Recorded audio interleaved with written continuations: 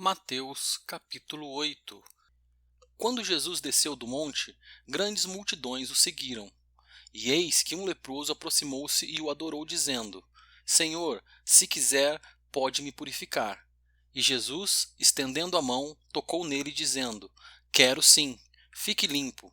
E, no mesmo instante, ele ficou limpo da sua lepra. Então Jesus lhe disse: Olhe, não conte isso a ninguém, mas vá, apresente-se ao sacerdote e faça a oferta que Moisés ordenou para servir de testemunho ao povo.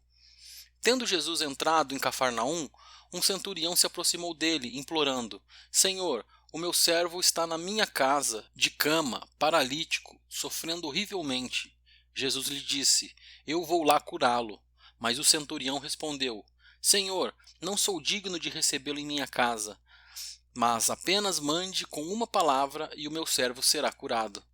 Porque também eu sou homem sujeito à autoridade, tenho soldado as minhas ordens e digo a este: vá, e ele vai, e a outro: venha, e ele vem, e ao meu servo: faça isto, e ele o faz. Ao ouvir isso, Jesus ficou admirado e disse aos que o acompanhavam: Em verdade lhes digo que nem mesmo em Israel encontrei fé como esta. Digo a vocês que muitos virão do Oriente e do Ocidente e tomarão lugar à mesa com Abraão, Isaque e Jacó no reino dos céus. Mas os filhos do reino serão lançados para fora, nas trevas, e ali haverá choro e ranger de dentes. Então Jesus disse ao centurião: Vá, e seja feito conforme você crê. E naquela mesma hora o servo do centurião foi curado. Tendo Jesus chegado à casa de Pedro, viu a sogra deste acamada com febre.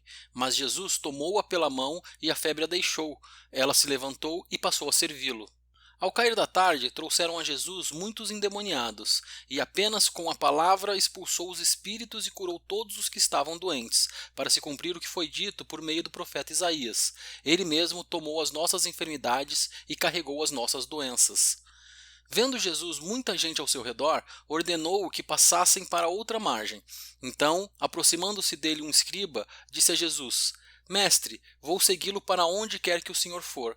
Mas Jesus lhe respondeu: As raposas têm as suas tocas, e as aves do céu têm os seus ninhos, mas o Filho do homem não tem onde reclinar a cabeça. E outro dos discípulos lhe disse: Senhor, deixe-me ir primeiro sepultar o meu pai. Mas Jesus respondeu: Siga-me e deixe que os mortos sepultem os seus mortos. Jesus entrou no barco e os seus discípulos o seguiram. E eis que levantou-se no mar uma grande tempestade, de modo que as ondas cobriam o barco. Jesus, porém, estava dormindo, mas os discípulos foram acordá-lo, dizendo: Senhor, salve-nos, estamos perecendo. Então Jesus perguntou: Por que vocês são tão medrosos, homens de pequena fé? E levantando-se, repreendeu os ventos e o mar, e tudo ficou bem calmo. E aqueles homens ficaram admirados, dizendo: Quem é este que até os ventos e o mar lhe obedecem? Quando Jesus chegou à outra margem, a terra dos Gadarenos, 2 endemoniados foram ao seu encontro, saindo dentre os túmulos. Eles eram tão furiosos que ninguém podia passar por aquele caminho. E eis que gritaram: O que você quer conosco, Filho de Deus? Você veio aqui nos atormentar antes do tempo? Ora, uma grande manada de porcos estava pastando não longe deles.